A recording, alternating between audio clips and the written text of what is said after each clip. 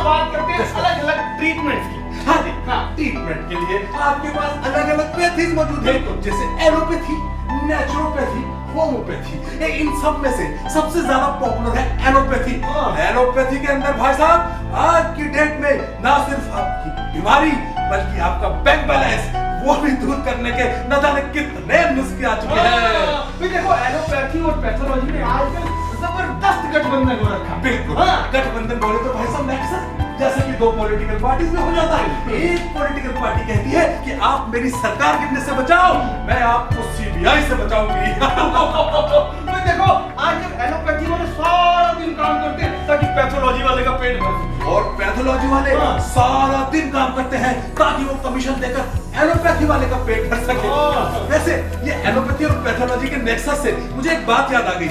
एक दिन एक एलोपैथी वाले डॉक्टर ने मुझे पैथोलॉजी के लैब में भेजा ये यूरिन और स्टूल का सैंपल टेस्ट करने। जब मैं वहां गया तो लैब के बाद भाई साहब एक बोर्ड देखा मैंने। उस बोर्ड को देखकर मैं दंग रह गया। जानते हैं कि उस बोर्ड पे क्या लिखा था? क्या लिखा? उस बोर्ड पे लिखा था, this might be urine and stool for you but this is bread and butter for us. कसम से भाई साहब पूरा दिन खाना आई कैन अंडरस्टैंड सर।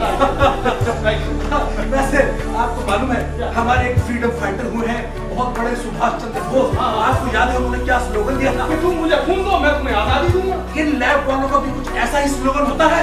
वो कहते हैं तुम मुझे खून दो मैं शाम तक तुम्हें रिपोर्ट दे दूंगा। भाई देखो डॉक्टर के इस पेशे में एक सबसे बड़ा फायदा कि पेशेंट का फायदा हो या ना हो, डॉक्टर का फायदा होना ही होना है।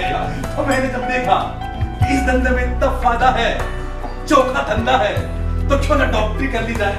तो भाई साहब मैंने कर ली डॉक्टरी और मैं बन गया एक बहुत बड़ा साइकियाट्रिस्ट। कंग्रेचुलेशन।